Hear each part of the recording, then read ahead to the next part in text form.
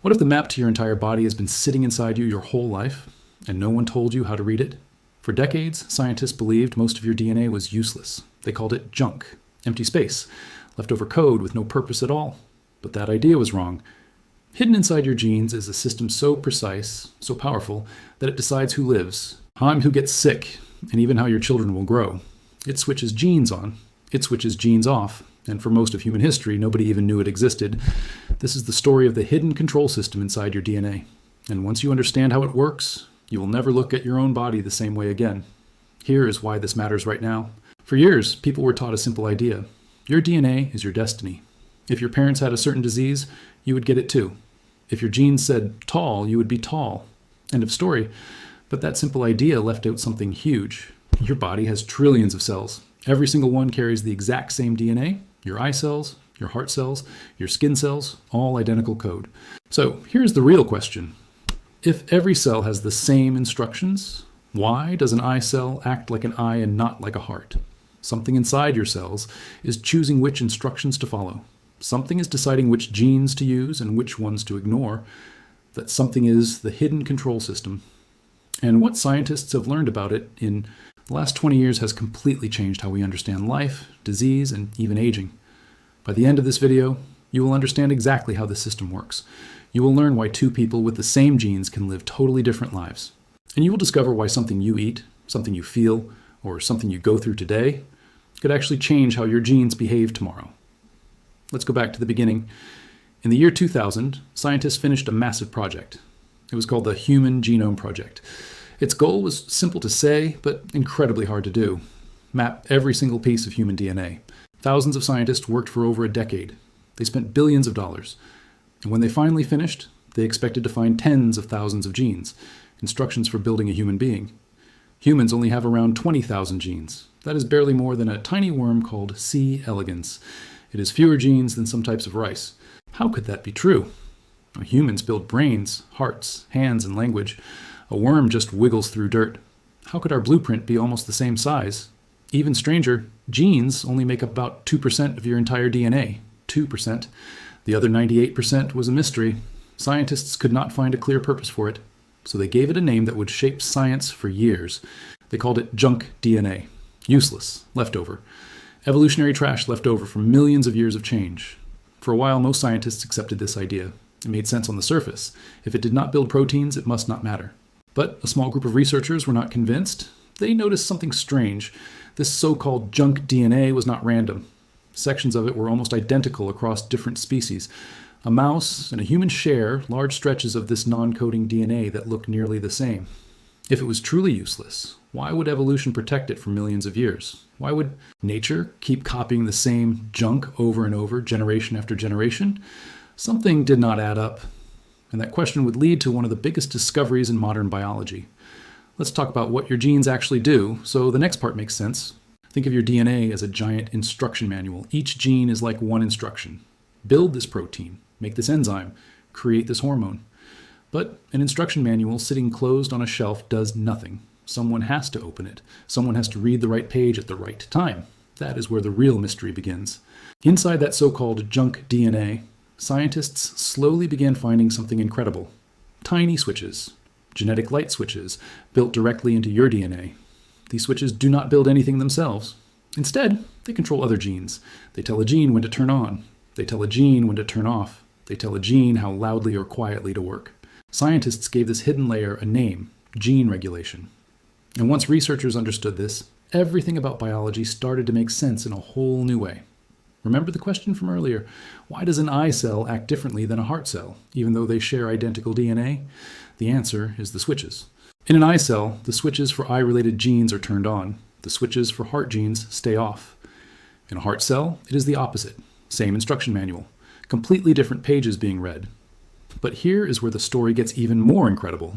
These switches are not just turned on once and left alone. They can change. They can respond to your environment. They can respond to stress, to food, to sleep, and even to trauma.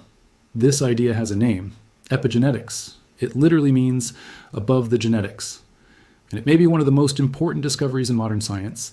Let's slow down and really understand this because it changes everything. Imagine your DNA as a giant piano. The piano itself never changes. Every key is always there, from birth until death. But which keys get pressed? That can change completely. Epigenetics is like a musician sitting at that piano. The musician does not change the piano itself, but by choosing which keys to press, they create a completely different song. Your cells work the same way. Little chemical tags attached to your DNA. Scientists call this DNA methylation. These tiny tags act like sticky notes. They tell a cell, skip this gene, do not read it right now. Other structures, called histones, act like spools of thread. Your DNA wraps tightly around them. When the thread is wound tight, genes are hidden and stay silent. When it loosens, those same genes suddenly become available to read. This system explains something scientists had struggled with for decades. Why do identical twins, who share the exact same DNA at birth, often grow up to be different? One twin might develop a certain illness, the other does not. One might age faster, one might respond differently to stress. For years, this made no biological sense. Same DNA should mean same outcome, right? But researchers studying twins over many years found something remarkable. As identical twins grow older, their epigenetic patterns become more and more different from each other. Their piano stays the same, but they are pressing different keys. And that difference can come from something as simple as diet, exercise, sleep, smoking, or the amount of stress a person experiences. But that wasn't the biggest surprise researchers found. Scientists began to ask an even bigger question. Could these epigenetic changes be passed down to children? For a long time, mainstream science firmly said no. Only pure DNA sequence gets passed to your kids, they believed. Any epigenetic changes you experience during your life should reset when new life begins. Then researchers started studying a small population in Sweden. In a region called Överkalix, records showed something unusual. Researchers studied historical data from families who lived through periods of famine and periods of plenty during childhood. What they found was startling. Boys who experienced very limited food supply during a specific window of childhood seemed linked to different health outcomes in their grandsons decades later. Different food conditions during that same critical period were linked to different patterns. This research is still debated among scientists today. Human historical studies like this are extremely difficult to control perfectly, but the pattern was strong enough that it opened an entirely new field of research called transgenerational epigenetics. Around the same time, researchers ran carefully controlled experiments on mice, where variables could be measured far more precisely. In one well-known study, scientists trained mice to fear a specific smell, similar to cherry blossoms, by pairing it with a mild, unpleasant stimulus. The mice that went through this training showed epigenetic changes on the gene related to detecting that particular smell. Then, researchers looked at the next generation of mice that had never experienced the training, mice that had never encountered that smell at all. Remarkably, some of those descendant mice showed increased sensitivity to that exact same smell. Let that sink in for a moment. An experience could leave a mark, and that mark appeared to be passed to offspring who never lived through the original experience themselves. This research remains an active and sometimes controversial area of science. Not every finding has been confirmed to the same level in humans, but it forced scientists to rethink something they thought they understood completely. Your life experiences might not just affect you, they might echo forward. Then, investigators uncovered something nobody expected regarding human health and disease. If genes can be turned on or off, and if environment can influence that switching system, then scientists realized something enormous. Many diseases might not simply come from a broken gene. They might come from a switch stuck in the wrong position. This idea completely reshaped how doctors and researchers think about illness. Take cancer, for example. Scientists had known for years that certain gene mutations could cause cancer. But they later discovered something else was often happening too. In many cancer cells, genes that are supposed to stop uncontrolled cell growth get silenced by epigenetic changes. The instruction to stop growing is still there in the DNA. It simply is not being read. This discovery led to a completely new approach to treatment. Instead of only trying to fix broken genes, some researchers began developing drugs designed to reactivate silenced genes. Several epigenetic-based cancer therapies have since been approved for real patients, targeting the switches themselves rather than the DNA sequence. This same idea has expanded into other areas of health too. Researchers studying mental health began exploring whether early life stress could leave epigenetic marks connected to how the body manages stress hormones later in life. Studies on this topic are ongoing, and scientists are careful to note that this research shows correlation and possible mechanisms, not simple guaranteed cause and effect in every person. Researchers studying aging have found that epigenetic patterns change in fairly predictable ways as we get older. This discovery led scientist Steve Horvath to develop what is now called an epigenetic clock. By reading specific patterns of DNA methylation, scientists can estimate a person's biological age, which can sometimes differ from their actual calendar age. Two people could be the exact same calendar age, say 45 years old, But according to their epigenetic clock, one person's body might read as biologically younger and the other biologically older. This raised an enormous question that scientists are still investigating today. If aging is partly connected to these switches, could aging itself be influenced or even slowed by understanding and working with this hidden system? That question is now one of the most heavily funded areas in modern biology. So how did we even discover we could read these switches in the first place? This is where the story takes its biggest turn. For most of history, epigenetic marks were invisible. Scientists knew genes existed. They could even sequence DNA, but the tiny chemical tags controlling those genes were far too small and complex to detect using older tools. That changed with a massive international effort. Around 2003, shortly after the Human Genome Project finished, scientists launched a new project called ENCODE, which stands for the Encyclopedia of DNA Elements. Its mission was different from before. Instead of just listing every gene, ENCODE aimed to map every functional element in the genome, including the mysterious 98% that had been dismissed as junk. Thousands of researchers across the world spent years analyzing human DNA using powerful new sequencing technology, and in 2012, they published their results. The findings were staggering. According to the ENCODE project, at least 80% of the human genome showed some form of biochemical function, much of it involved in controlling how and when genes get switched on and off. The idea of junk DNA, believed for decades, was essentially destroyed. That so-called wasted space was not empty at all. It was packed full of switches, dials, and control panels. An entire hidden operating system running underneath our visible genes. Some researchers pushed back on exactly how the word function was being defined in that study, since biochemical activity does not always mean biological importance. Scientific debate about the precise percentage continues even today. But one thing became absolutely clear to everyone involved.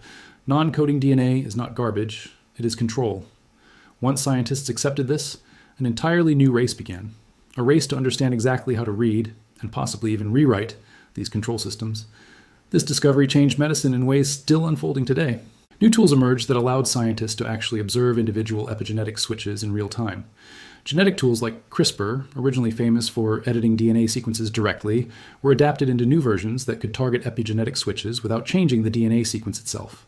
This means scientists can now, in laboratory settings, potentially turn a specific gene up or down, without cutting or altering the DNA code at all. Think about what that means.